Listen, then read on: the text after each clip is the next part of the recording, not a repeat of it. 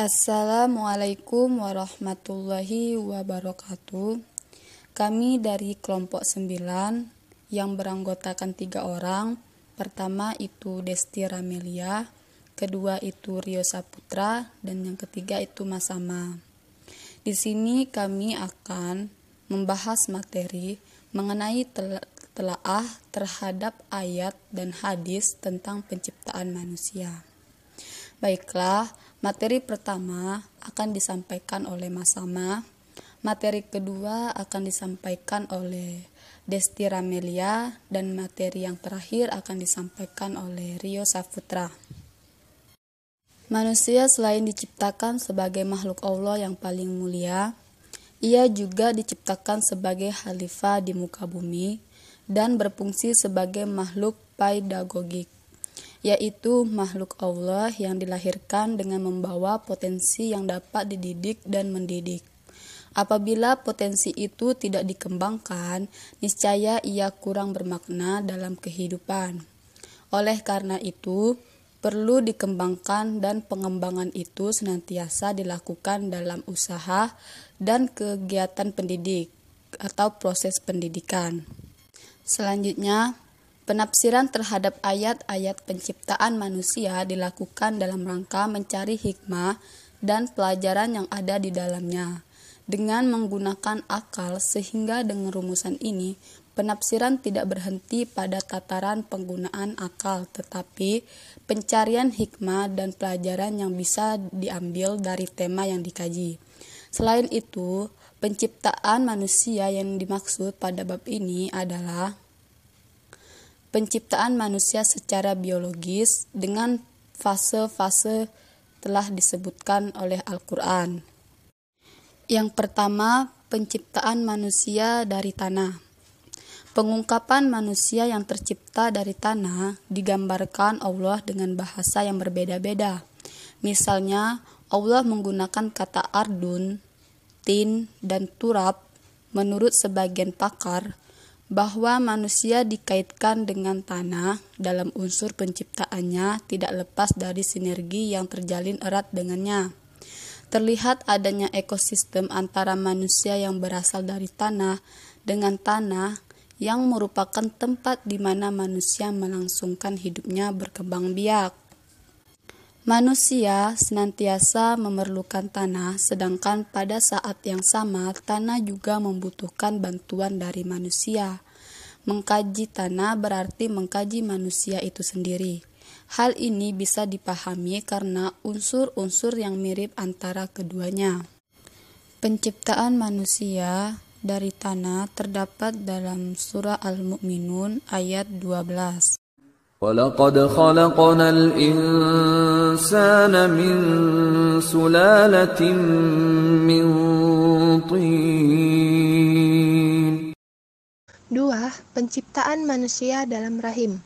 Setelah pembahasan mengenai penciptaan manusia awal dari unsur tanah, maka pembahasan akan dilanjutkan dengan proses penciptaan keturunan Adam atau manusia pada umumnya.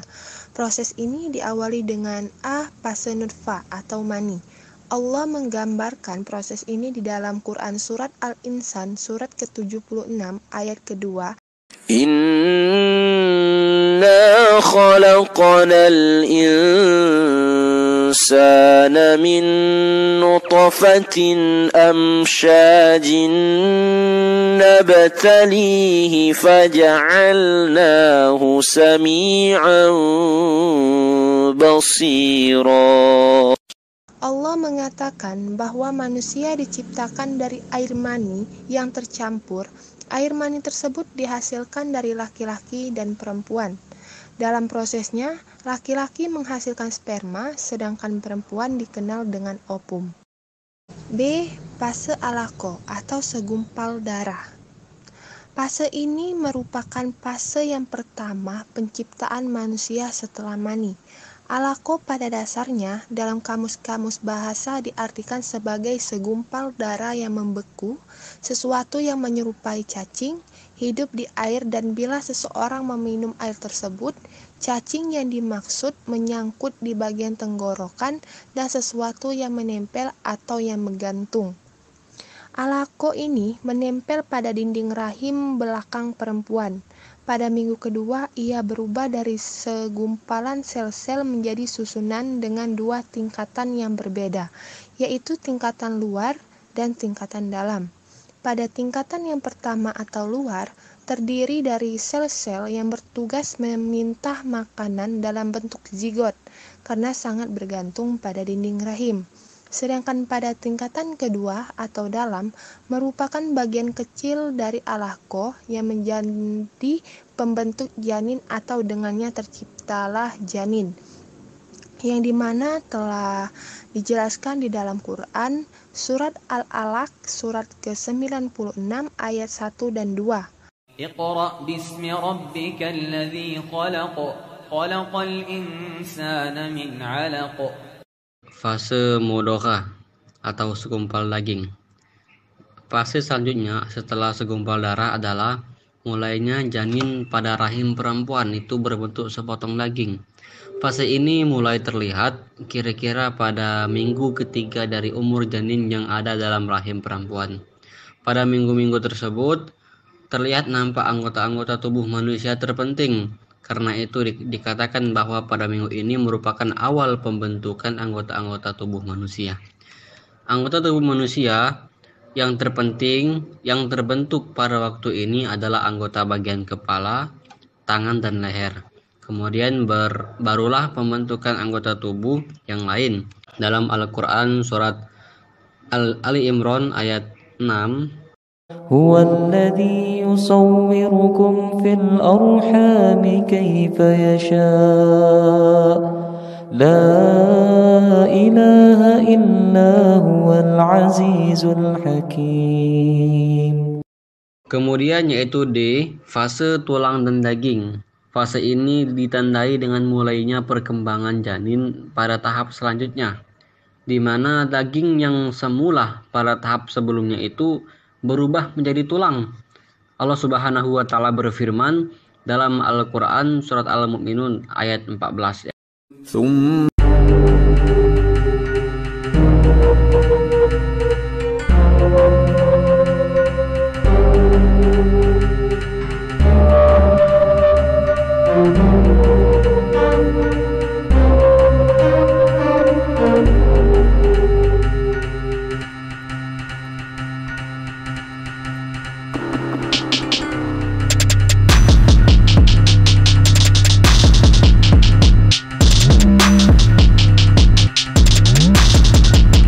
Itu anggota tubuh yang telah nampak pada minggu sebelumnya mulai berkembang, dan perkembangan yang terjadi misalnya pada pertemuan kaki, paha, telapak kaki, jari, dan tangan. Perkembangan-perkembangan selanjutnya diteruskan pada bagian saraf atau pencernaan, organ-organ dalam, dan indera. Selanjutnya yaitu E yang terakhir, fase makhluk berbentuk lain. Fase ini merupakan rentetan dari fase-fase yang dilewati proses penciptaan manusia sebelumnya. Fase sebelumnya adalah fase penyempurnaan para janin, di mana janin-janin itu telah terlihat seimbang. Tanda-tanda yang jelas pada fase ini adalah nampaknya perkembangan yang cepat pada janin. Nah, pada usia bulan keempat pada janin atau sekitar minggu ke-8, jika dipantau itu menurut ilmu eksakata, seperti dikatakan Izzuddin telah nampak pola karakter kemanusiaan pada janin, dan pada saat itu pula ditiupkan ruh kepada janin tersebut. Allah Subhanahu wa taala berfirman dalam Al-Qur'an surat Al-Sajdah ayat 9. ثم سواه ونفخ فيه من روحه وجعل لكم السمع والأبصار والأفئدة قليلا ما تشكرون. Mungkin itu saja yang dapat kami sampaikan. Apabila ada kata-kata yang salah, kami mohon maaf, dan kepada Allah kami mohon ampun. Wassalamualaikum warahmatullahi wabarakatuh.